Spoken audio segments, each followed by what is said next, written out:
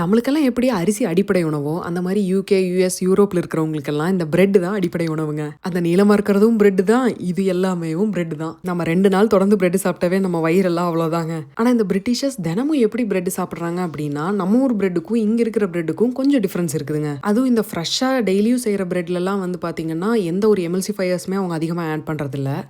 சில பிரெட் மைதா மாவு, கோதுமை மாவு 2லயுமே பண்றாங்க. ஆனா பிரெட்டை தொடர்ந்து சாப்பிட்டுட்டே இருந்தா டயபிட்டிஸ் மாதிரியான பிரச்சனை வரும் அப்படிங்கிறதுனால 2ஆம் உலக போருக்கு அப்புறம் ஃப்ளார் ஃபார்ட்டிஃபிகேஷன் ரெகுலேஷன் ஒன்று யூகேல கொண்டு வந்தாங்க. அதன்படி எந்த மாவா இருந்தாலும் அதுல அயன், நயசின், தயமின் 3யுமே கலக்கி தான் பிரெட் செய்யறக்கே அந்த மாவு வரும். அதனால வேற எந்த ஊட்டச்சத்து குறைபாடுமே வராது இந்த பிரெட்டை ரெகுலரா சாப்பிட்டாலும். பெரும்பாலும் யூகேல இருக்கிறவங்க கவனிச்சிருப்பீங்கன்னு நினைக்கிறேன். கவனிக்காதவங்க இனி செக் பண்ணி பாருங்க. ஆல்மோஸ்ட் இங்க இருக்கிற நிறைய பிரெட்டை நானும் ட்ரை பண்ணி பார்த்துட்டுங்க. எல்லாமே நல்லா இருந்துச்சு. என்னோட ஃபேவரட் பிரெட்ஸ் என்னென்ன அப்படிங்கிற லிஸ்ட்டையும் நான் இன்னொரு வீடியோல சொல்றேன். இதுதாங்க பிரெட் வெட்டருக்கு வச்சிருக்கிற நவீன மிஷின்.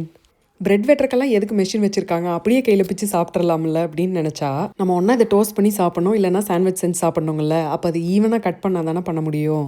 ஒரு சிலர் மெல்லிஸாக சாப்பிடணும்னு நினைப்பாங்க, ஒரு சிலர் திக்காக சாப்பிடணும்னு நினைப்பாங்க. அதனால் நம்ம இஷ்டத்துக்கு கட் பண்ணிக்கிறதுக்காகத்தான் இந்த மிஷின். நமக்கு எந்த பிரெட் ஃபைனலாக வேணுமோ அந்த பிரெட்டை சூஸ் பண்ணிவிட்டு அதை மட்டும் தான் இதில் வச்சு கட் பண்ணணும். இஷ்டத்துக்கு எல்லாத்தையும் எடுத்து கட் பண்ண முடியாது. நீங்கள் இங்கிலாண்டில் இருந்தீங்கன்னா என்ன பிரெட் வாங்கி இந்த மிஷினில் கட் பண்ணீங்கன்னு எனக்கு கமெண்ட் பண்ணுங்கள். அவ்வளோதாங்க, பிரெட் வாங்கியாச்சு. வாங்க வீட்டுக்கு போகலாம்.